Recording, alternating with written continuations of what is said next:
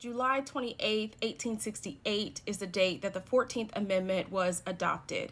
And shout out to the History Channel for sending out their daily Today in History emails.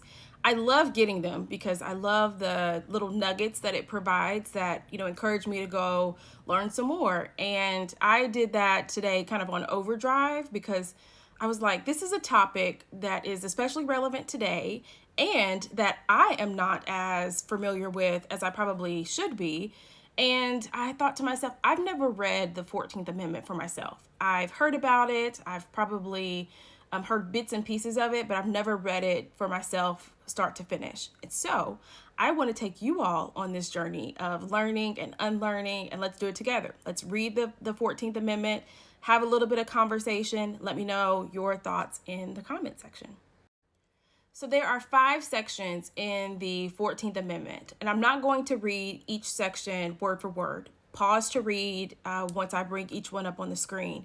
But what I want to do before I get into each section, I want to provide just a little bit of context, because when I read this the first time without any context, I was so lost and confused, as you might see as we go through this. So the context, the thing that's really important to remember here is that this was passed immediately after the Civil War. And the goal of this, there were actually 3 amendments that were submitted to the states, the 14th Amendment being one of them.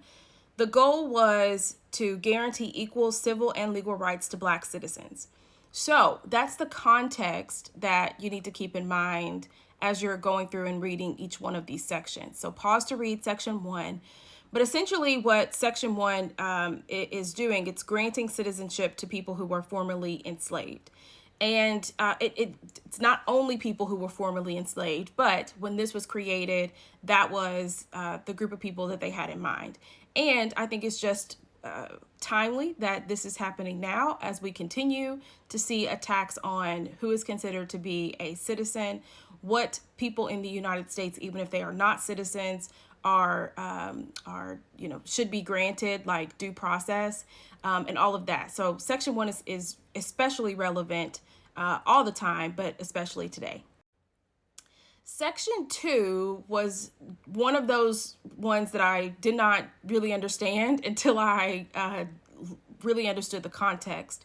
And as I was reading it, I was like, wait a minute, why are we just talking about male inhabitants, pause to read, or male citizens? So section 2 is really interesting, but basically what it says is that representatives are appointed according to their state's respective population.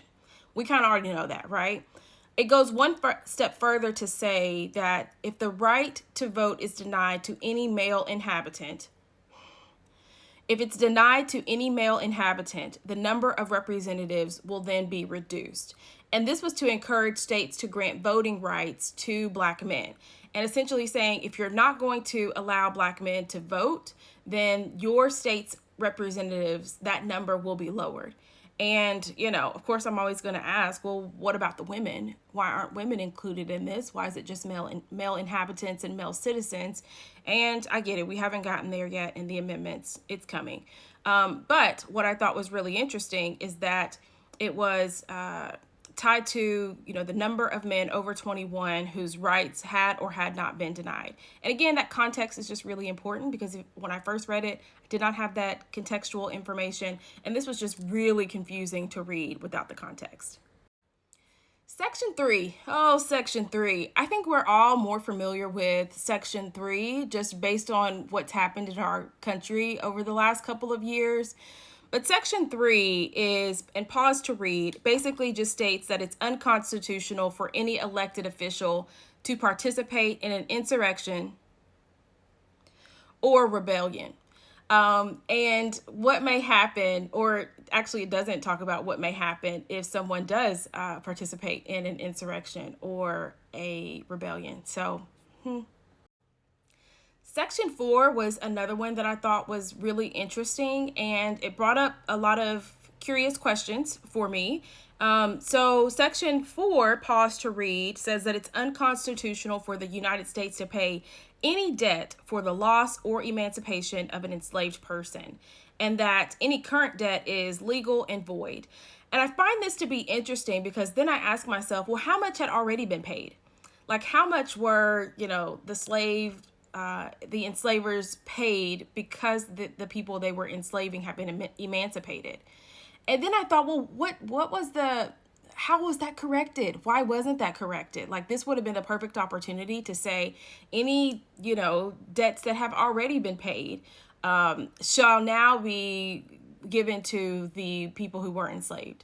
Like, there was just so much that was missing here, and I know why, but I'm still asking the question, because if we don't ask the question, then we're going to continue to live in la la land, thinking that all the people who were involved, from every person who was enslaved, was made right, and that wasn't the case. So that's Section 4 of the 14th Amendment. Section 5 is basically just saying that Congress has the power to enforce what's listed on this amendment, and that's pretty much it. But that's the 14th Amendment, y'all.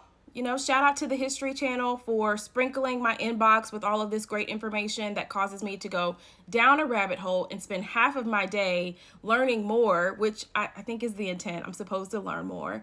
Thank you all for joining me on this journey of learning and unlearning, and we'll see what else the History Channel decides to sprinkle in my inbox and force me to go on this journey. So see you soon.